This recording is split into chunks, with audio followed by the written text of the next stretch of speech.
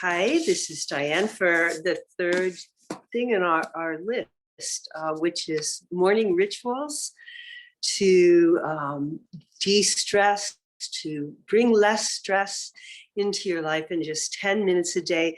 And as you can see, I'm in a different place today. I brought you into my kitchen and because today, today we're going to be talking about the third thing on the morning rituals, which is to eat delicious and nutritious food, both breakfast, lunch, and dinner.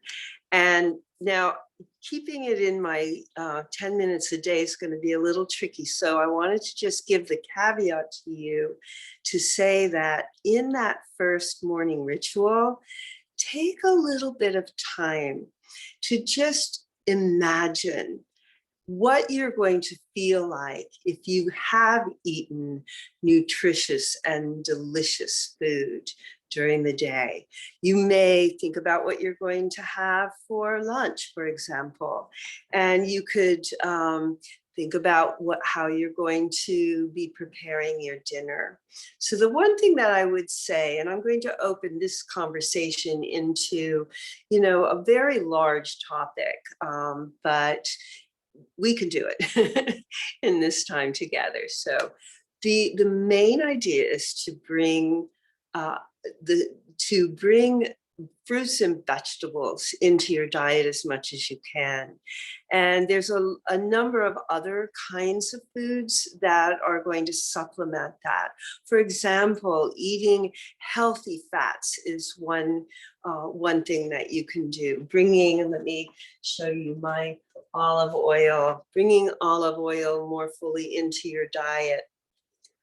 Eating avocado instead of munching down on less delicious foods. They may be delicious, but they're not as good for us. For example, potato chips and cookies and cakes. As you slowly bring those out of your diet, you can bring the fruits and vegetables more into your diet. So this is food that I just literally brought out from my refrigerator. We have kimchi, which is really great for probiotics.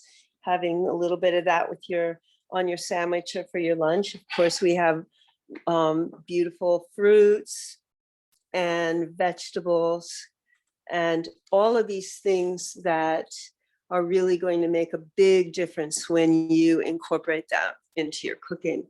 You can also, if you're a meat eater, you can also get lean cuts of chicken, fish, all the fishes, salmons and cod and halibut are wonderful things to prepare.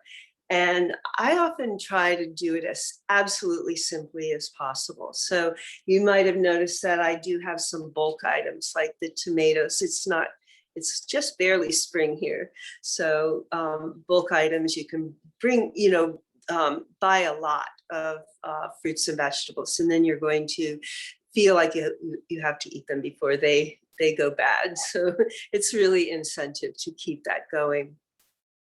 I do want to bring in a few books that I've read in the last few years. One is called The Plant Paradox, and it's by Stephen Gundry. He's gotten quite a lot of press in his work because he started to do some actually science experiments on how lectins can damage the biome in the gut, and that if we can keep certain things out. Actually, I showed you my tomatoes, but tomatoes would be on his list of don't eat. Wheat, tomatoes, eggplant. There's a number of corn. There's a number of foods not to eat on his plan, and he feels that a lot of the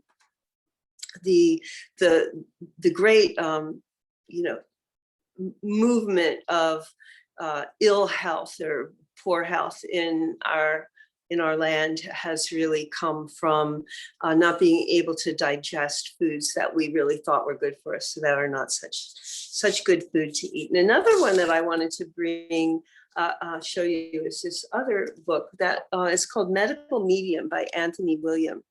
And I did read this book. I was recommended it by my sister, from my sister, and he has a very interesting hypothesis that starting all the way back in the early 1900s, that certain viruses have come into our systems, like Epstein-Barr virus, for example, and shingles, that these viruses have over the last 100 years created much more, have populated much more in our systems than we understood that to be, and that that these viruses have lodged in deep into the organs. And there are foods that we can eat um, to lessen the level of virus in the system. For example, cilantro is a food that I'm asked to eat a lot of, because I actually think that I might have had a long-term Epstein-Barr issue in my system.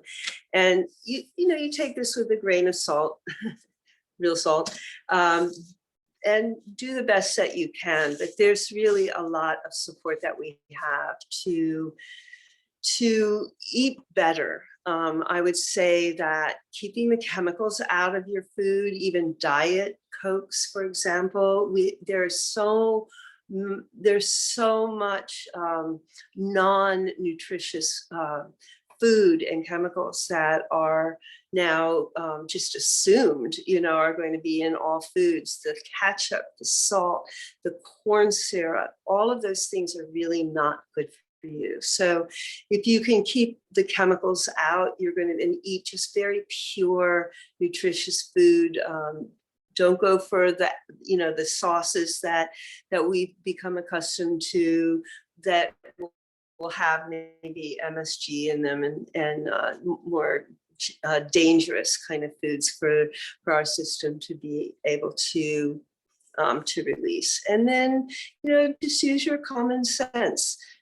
Eat smaller portions. Try to keep the cakes and meats out of your diet as much as you can, and fill yourself up with the things that your body needs, and you'll be less likely to want to snack on things that are not as good for you.